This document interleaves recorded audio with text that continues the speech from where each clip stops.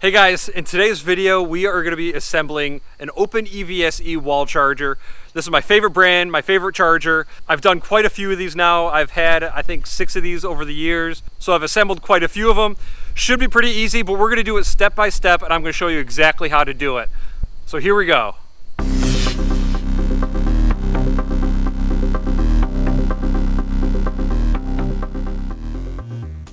Alright, here we go. This is the box that arrived in the mail with my new OpenEVSE wall charger. This is the charging cable, charging handle. We'll get that out of the way.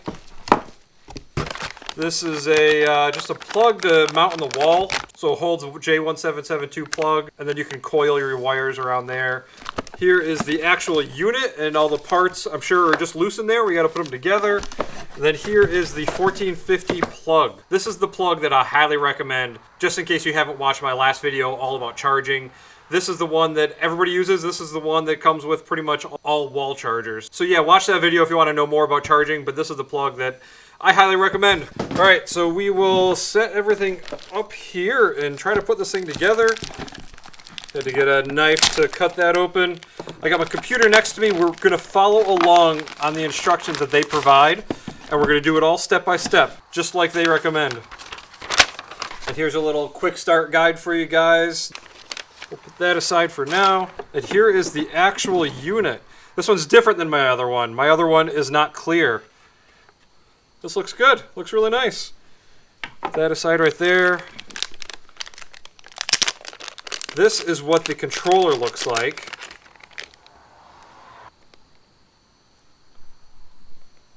We'll just put that there for now. And this is the relay that actually turns power on and off, sends power to the car. You can see that right there. Some glands. This is a current sensor. A grounding block. This is the nice color display.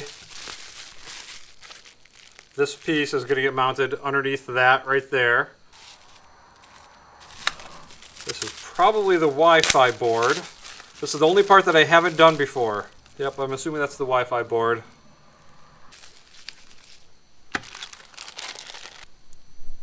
This is another current sensor. And this looks like just a power harness for something. Alright, so there's all the parts. Everything's all laid out. I am actually going to uncoil this J1772 charging cable, because we don't need the whole thing on the bench. We just need the end. Alright, so we just have the ends right here. They're already pre-crimped. You don't need to do anything there. Very nice. And obviously these are the power wires. This is the pilot wire that I talked about in my previous video. And this is the ground wire. So I will just drape that over here for now. I've got the instructions pulled up on my computer, so I'm going to be referring to this a lot. Okay, here we go. It says there's only 10 steps. Difficulty is moderate. Time required 30 minutes to 2 hours. Hopefully we'll be on the lower side of that. Step number 1, the connection diagram. This shows where all the wires go, where these current rings go, grounding, all that kind of stuff. So let's see, are there any steps we have to do in this first one? Doesn't look like it. Alright, so let's start with the mounting plate. So we'll pull this out. First step, position the plate with the 4 holes for the OpenEVSE controller to the top left. So I'm at kind of a weird angle here. Hopefully this all makes sense. But this section right here is where they're talking about, and that's where this board is going to get mounted. And it says to mount 4 standoffs on the top side of the plate with 6mm screws. So we'll open this package right here, and we are going to do what they say. Grab these screws. So we're going to start with these 2. Very tiny screw. This is going to go in through the bottom, and the standoff is going to be on top. I'll show you here in a second. So it's going to go on just like that. You can see the screw going through the bottom, and then the standoff is going to get screwed down. And now I'll do that with the other 3 screws. I imagine these don't have to be cinched down too much, but we're going to lightly tighten these down.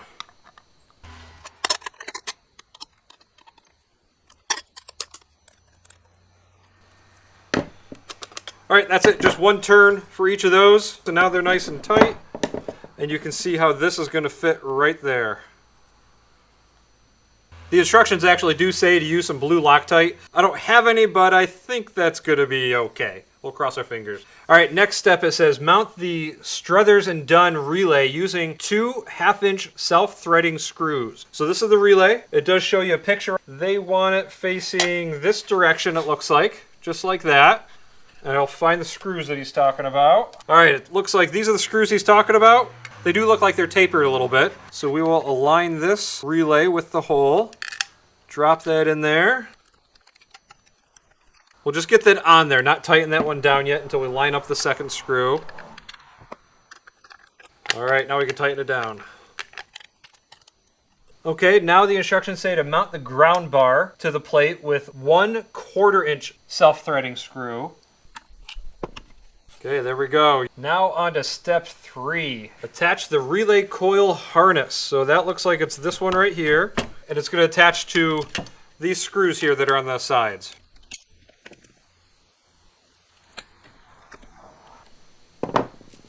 All right, so just like the picture, just got it looped right around that way. And the second part of step 3 is to mount the plate in the enclosure with 6 coarse threaded 6mm screws. So we'll drop this right back in here, and this can go either way. You have to pay attention to the holes down here. So it looks like they want this relay on the bottom side closer to those 2 holes because that's where the glands are going, that's where power is coming in and out. And we've got a bunch of these little tiny screws right here, so we're going to use these screws and mount the plate down. I wouldn't tighten them all the way down yet until you at least get them all started. There are more mounting holes that you could be using, but I'm just going according to the photo. They want 2 here, 2 here, and then they want those 2 there. All right, part 3 of step 3, install the cable glands. That's these guys right here. All right, those are on there pretty good. Now we are moving along to step 4. It's time for the EV cable, it looks like. First part, insert EV cable through the cable gland on the right. So that'd be this one here, and tighten. So loosen this cable gland a little bit. Now I'm gonna go get my wrench again and tighten this down. You don't have to go too crazy when you're tightening this down because it is only plastic. Just get it cinched down. All right, that's probably good. Then you can tug and pull, the cable's not coming out. Then it says connect the ground wire to the ground block. So, yep, just got that connected. And there is a note on here that says route the ground, pilot, and coil wires low in the enclosure to avoid crossing any high voltage wires or components. So we'll make sure we keep an eye on that. Next, we are going to thread all hot and neutral lines through the 4-wire GFCI coil with the orange test loop. So let's see, so we got 2 of them. So yeah, this one right here, and it wants us to bring this one through here. We don't have a neutral wire in this particular kit, but they do have a kit that includes this neutral wire right here. All right, so we've got that through. And there's a note on here, do not thread the ground wire or pilot wire through this coil, which we did not.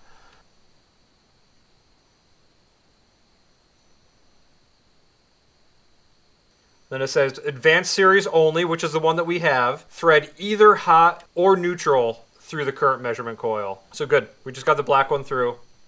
Then it gives you a tip. It says zip tie smaller wires together near the top and bottom to keep them neat and tidy and out of the way.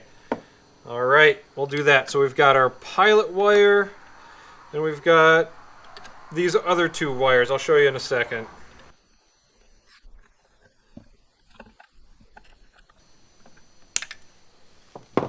So here's where we're at so far. And those are our 2 power wires. We've got our coil over the black.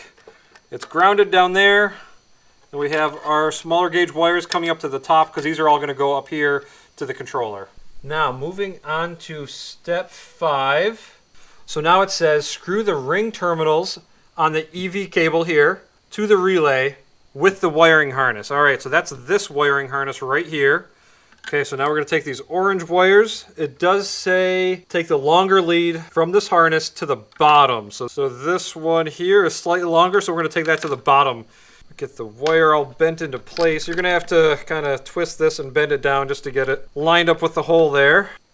Okay, so now we're going to move on to step 6, input cable. First one says insert the input cable through the gland on the left. So that's going to be this one right here.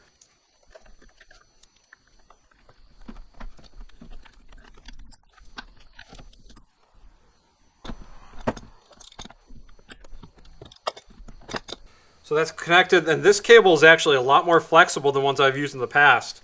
In previous builds that I've done, once you screw this in, the plug is going to face this direction, or it's going to face that direction. This one is a lot more flexible. It's actually custom made. It's one of theirs. That's their logo. Wow, so they've got their own plugs here now. Very cool. All right, so I've got that on there. Let me tighten that down just a little bit more. I have stripped these before, so I am trying to be careful. I don't want to over tighten these. Connect the ground wire to the ground block. In this case, it's kind of a teal color. Here, I'll show it to you once I get my fingers out of the way. All right, there we go. Now you can see the ground block right there has both ground wires attached to it. So this red wire right here, this tiny wire, and this one are going to come together in this position right here. And you can see how this is routed right around the relay right there. And this black wire is going to go right there. Now we'll do the same to the black wire here at the bottom. All right, there we are. We've got the relay all connected. Now we're on to step 7, the OpenEVSE controller. So here we are. Looks like in the picture it's oriented like this. So we are going to do the same thing. Now we don't need to mount it quite yet because it's going to be easier to get all this stuff on here before it is mounted. So we'll start clipping things together. Looks like this red, I think it's a capacitor, it's slightly in the way, so I got to bend that out of the way a little bit. There, so there's that plug. That one. This one. We've got this wire here. Looks like I got to strip off a little bit more. I think that's quite enough. I'm just going to need a tiny screwdriver. Not sure which flathead will work, but got those two. And in step 7, it says connect the red wire on the EVSE Wi-Fi power supply to the 12-volt DC screw terminal on the OpenEVSE controller. But it looks like the red is going on top. And again, you don't want to go too crazy tightening it, just enough to keep it put. Now connect the pilot wire, which is the purple one here. This is the wire that enables the card to talk to the EVSE. This one's going to go right there. All right, now it says mount the OpenEVSE controller to the standoffs right there that we first installed. And we're going to be using these fine threaded machine screws right here. And just like I did for the base here, I'm not going to tighten these all the way down quite yet until I get all 4 of them in.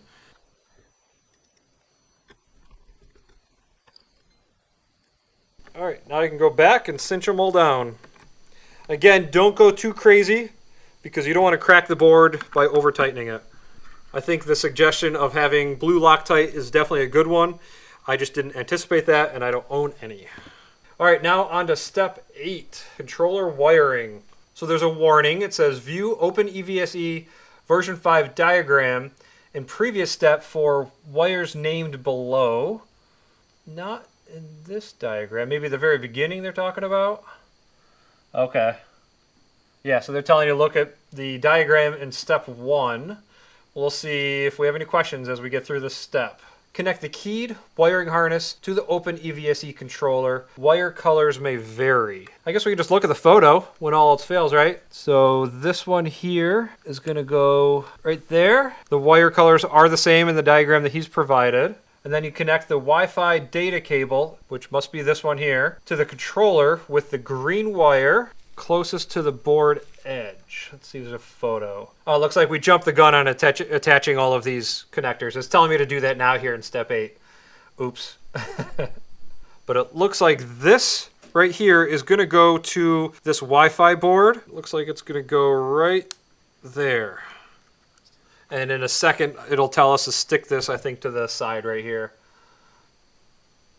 Yep, install Wi-Fi, advanced series only. Peel the 3M tape, install the Wi-Fi module with the antenna in the top of the enclosure and the connector facing down. So let's see, yep. So it's gonna end up going just like that, right there on the wall. And we'll mount this right there. And anytime with 3M tape, I like to give it a little wiggle, make sure it gets on there nice and strong. All right, so there's the module. And connect the Wi-Fi harness. So we've already did that. That one's right there. And now it's saying to connect the LCD harness, which is this one right here. And this one goes here at the top of the board, right there. The green wire goes to the left side and the power on the right side, the power and ground. Now on to step 10, the enclosure lid. We're getting there, guys. Almost done. Wait a second. Why do I have an extra coil? Did I miss something? Shoot. I did not miss this. It's not in the instructions. So let's look at the top. At the schematic here. AC test coil. So where would this go? Yeah, so looks like this plug right here. I'm not sure if you can see this. Let me get it a little closer. This plug right here should be this other coil. So bummer. Why is that out in the instructions? But that is going to go right there. All right, I messed up because these instructions aren't quite accurate. Looking at this diagram right here, it looks like this ring here was supposed to go over the red and the black, and this one is only supposed to go over the red right there. Bummer, so I'm gonna have to take this apart and do this again. Is this really not in here, or did I miss it? Yeah, it is not clear here in the instructions. But before I undo that, I am going to message the company and double check that. So again, here's where we're at right now. You can see everything else looks good. Everything else looks fine. I think it's all put together correctly. It's just those CT coils I'm going to have to double check on. So we'll put that over here for now, but we'll move along to step 10 and we'll at least get this part done. And in step 10, looks like we're going to be installing the LED display. So peel this little cover off, and it's going to slide right in there. And it says to use the 4 coarse thread screws, which are these guys right here. It looks like the version I have does not include the button. Otherwise, there would be a button right there. It looks like maybe just a touch-sensitive control board of some kind. In previous versions that I had, it was actually a physical button. But this makes it even more waterproof, which is nice. All right, just cinch those down, not too much because it all is plastic. And then it goes on to talk about adding that button, but like I said, we don't have it. Oh, it looks like it doesn't include a battery. Battery's not included, so I'll have to find one. Battery may be installed to keep time on clock during periods of no Wi-Fi and no power. So I'll have to track down one of those batteries, and it looks like this plug is going to go right here to the middle. So if we had the CT things figured out, then I would pretty much be done at this point. But I'm going to unplug that, and I'm going to put everything on pause for now, and I'll have to come back after I talk to the company. Well, I just heard back from the company, and I do have to switch those CTs around. So I'm going to do that now and get this all wrapped up. I hope I'm not boring you guys to death, but I thought I'd show you guys. I think it's pretty cool. I love projects like this, and I hope this is helping somebody. All right, so here I go. I got to disconnect the wires that are in here and get everything else separated. I have to remove the CT coil that's here and then get that around the red and the black ones. Then here I've got the other CT coil, and this is going to go around the black. It's kind of a tight fit down here in the corner, but these are made to fit in here. I know it'll work. I just gotta get it in here. All right, all there, all reconnected. Now to get the LCD display connected again. Okay, cool, going great. Put the lid on. I'll just screw these in just a little bit. I'm not going to screw them all the way, just in case. Just in case I got to take this apart because I have to get in here again for something. And here it is, finally all completed. Time to finally test this thing out, and hopefully I don't let any white smoke out of this thing. We'll see how it goes. Okay, here we go. Plug it in for the first time. Man, yeah, I love how flexible this cable is. That is really nice. The other ones are pretty stiff. For example, here's one. They're very hard to turn. Once that is mounted right here through the gland, that's not very easy to move, but this one, man, that is nice and flexible. And actually, I can even compare that to my old unit, which is right here, and this is not as flexible, so that is a huge improvement, and I really like that. Here we go. All right, it's turning on. Did it self-test? Pass. It is ready to go. Now I'm going to plug it into my car. Okay, here we go. This thing is nice and clean compared it to, I only have so many hands. Compared to this one, this has been around for many, many years. Man, how old is this one? Probably 5 years old. It's got to be at least 5 years old. So it's a little yellowed just because it's always in the sun, and I take it with me everywhere. But anyway, so we got this. We're going to plug it into my car and see how it goes. All right, light turned green. Now let's go over and see what the display says over here. I don't know if you can see that on here, but it is charging. It's starting to ramp up. And it is charging at my measly peak charging for this RAV4 Prime of 14.9 amps. Really, really wish this Prime had a bigger onboard charger. Well guys, there it is. I hope that was helpful to you guys. Hopefully I didn't bore you to tears, but I thought it was just something good to teach people and show you guys that it is possible to easily build your own EVSE. There's no reason that you need to give these companies $1,000 for their charger. It's really not needed. This one is just so versatile. But there it is, guys. I hope you enjoyed it, and I'll see you guys in the next one. Bye.